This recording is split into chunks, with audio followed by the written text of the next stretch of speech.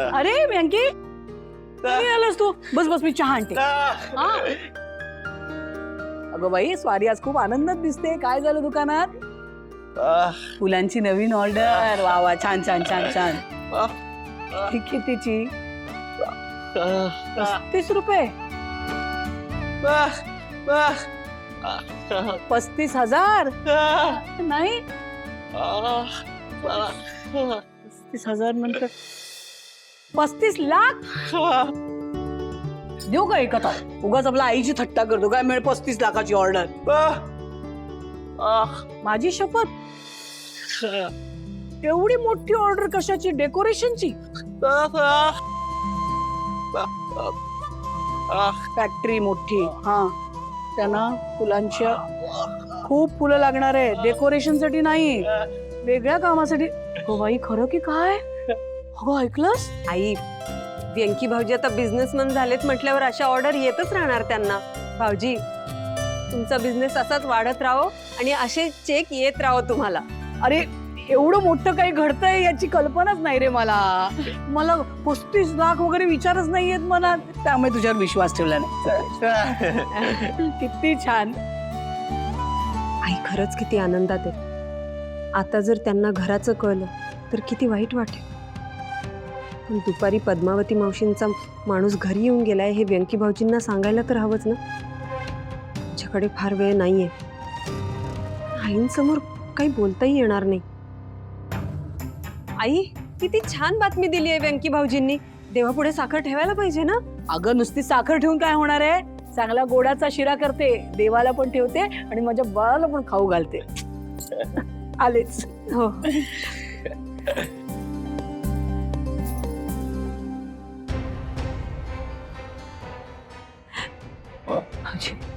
आईंची मैत्रीण पद्मा मावशी, त्यांचा माणूस आला होता घराची पाहणी करायला. 75 लाखाला डील झालीये म्हणे घराची. लवकरात लवकर आपल्याला काहीतरी केलं पाहिजे. काय करणार? त्यांना घर विकू नका असं तरी कसं म्हणायचं ना. विकत घ्यायला आपल्याकडे पैसे पण नाहीये. काय करायचं?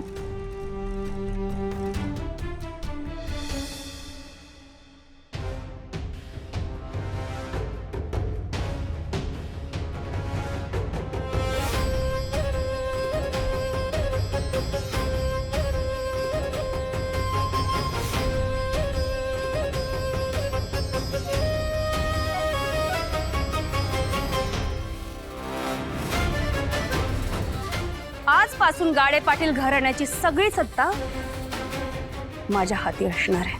त्यामुळे इथून पुढे मी जे सांगेल तसंच सगळ्यांनी वागायचं. माझे सगळे आदेश पाळायचे. चला आता सगळ्यांनी एका रांगेत उभे राहा. मान खाली घालून झुकून उभं राहायचं. माझा शब्द झेलायला तयार राहायचं. आणि हो, इथून पुढे ना सगळ्यांनी माझ्याशी अदबीने वागायचं. तरच मी तुमच्या पक्षात यायला तयार आहे. बास नीलांबरी, तू कोणासमोर बोलतेस याचं भान आहे का तुला? आणि काय बोलतेस? सुनबाई, साहेबांनी काय सांगितलं हे ऐकलत ना तुम्ही? मुकाट्यानं नीलांबरी जे काही म्हणते ते ऐकत राहा. म्हणून काही बाई मूर्खासारखं काही सांगितलं नाही आम्ही ऐकायचं का? हो, निवडणूक जिंकून त्यांनी स्वतःला सिद्ध केलंय. आता तुम्हाला सगळ्यांना यांचं ऐकावंच लागेल. चला सगळ्यांनी एका रांगेत उभे राहा. आणि हो, सगळ्यांनी माझ्या समोर मान झुकवून उभं राहायचं. ओ गुबू गुबू, चला. ऐकायला येत नाही?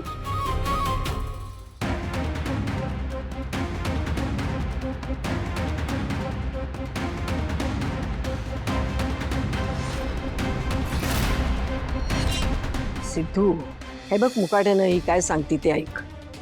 ये इकडे जागेवर. दोघं या.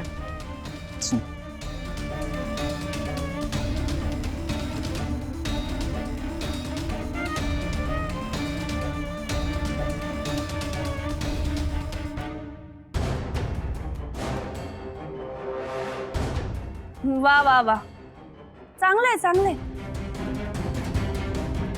नाही मोडेन पण वाकणार नाही.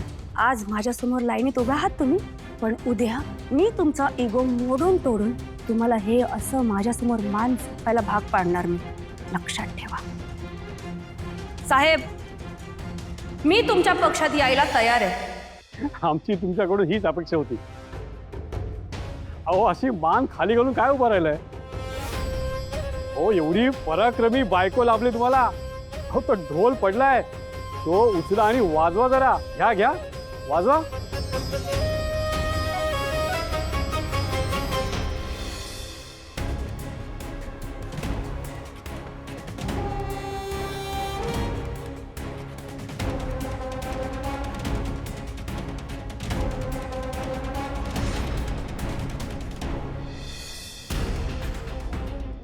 वाजवा.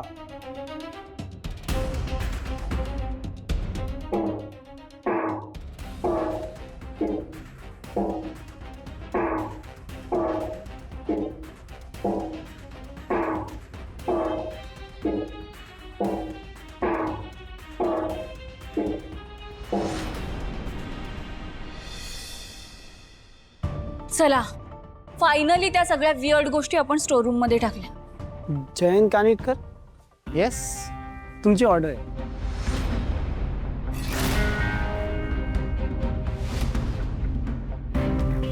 माझी?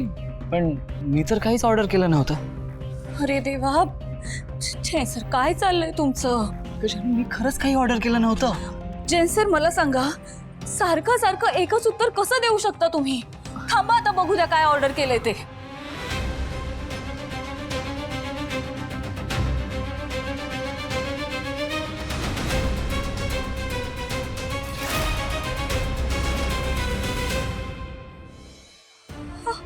अरे बापरे, जैन सर हे काय आहे? मी जिवंत आहे अजून, तुम्ही का ऑर्डर केलंय हे? नाही जानू, हे बघ, हे मी ऑर्डर केलं नाहीये. हो नाही सर, इथल्याच ॲड्रेसची डिलिव्हरी सांगितली होती. हे बघा, पेमेंटची रिसिप्ट सुद्धा आहे. तुमच्याच ऑफिसच्या नंबरवरनं पेमेंट झालंय. काय झालं जैन सर? अजूनही तुमचं हेच म्हणणं असेल ना की हे तुम्ही ऑर्डर केलेलं नाहीये, हो ना? जानू तुझी शपथ, मी ऑर्डर केलं नाहीये हे. बस करा जयंत सर, बस करा. किती वेळा एकच उत्तर देणार आहात? मला तुमचं आता काहीही ऐकायचं नाहीये. खरं तर मला इथे थांबायचंच नाहीये. बरं झालं मी या घराच्या बाहेर येते. म्हणजे माझं ठरलंय. मी आता तुमचा हा वेडेपणा अजून नाही सहन करू शकत. मी नाही थांबू शकत तुमच्यासोबत तुमच्या या घरामध्ये. सॉरी सर, मी येतो. जानू ऐक ना, आपण आज जाऊन बोलूयात. जयंत सर, मी तुम्हाला म्हटलं ना, मला तुमचं काहीही ऐकायचं नाहीये आणि मी नाही येणार आहे तुमच्या या घरामध्ये. तुमच्यासारख्या विक्षिप्त माणसाबरोबर ना मी राहूच शकत नाही. मला भीती वाटायला लागली तुमची आता. खरंच भीती वाटायला लागली. मी चालली. जानू प्लीज प्लीज थांब, प्लीज. माझं एकदा ऐकून तरी घे प्लीज. का ऐकून घेऊ मी जयंत सर तुमचं? आणि का थांबू तुमच्या या घरात? मला सांगा, मी तुमचं हे वियर्ड वागणं अजून किती सहन करायचंय? हो, मला पण काही लिमिटेशन्स आहेत की नाही? बरं, सगळेजण येऊन सांगतायत की या सगळ्या गोष्टी तुम्हीच ऑर्डर केल्यात, पण तुम्हाला मात्र ते एक्सेप्ट करायचं नाहीये. तुम्हाला असं वाटतं की मी खोटं बोलते. हेच वाटतंय ना तुम्हाला? मग ठीक आहे, बोलतेय मी खोटं, फसवतेय मी तुम्हाला. ठीक आहे, आणि मग मी का थांबू इथे? मी का राहू इथे? त्यापेक्षा जाते ना मी. Good bye.